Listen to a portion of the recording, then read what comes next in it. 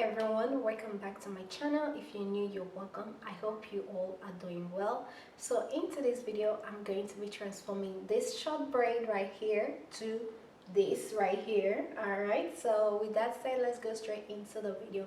Before we start, if you haven't seen a video on how I did this gorgeous box braid right here, I'll put the link in the description box down below, so be sure to check it out. So for my nighttime routine, I take this hairband right here, I put it over my hair and push the front ones back, and then next I take a scarf and tie around the hair to keep it in place.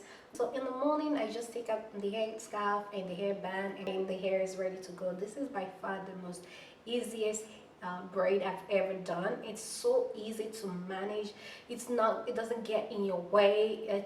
This is awesome. That's why I'm still carrying this braid. Otherwise I would have just taken it out. All right, so to switch up the hairstyle, I'm not gonna do anything crazy. It's just simple battle knot, just tying a knot, because the hair is super short, so it'll be easy to work with.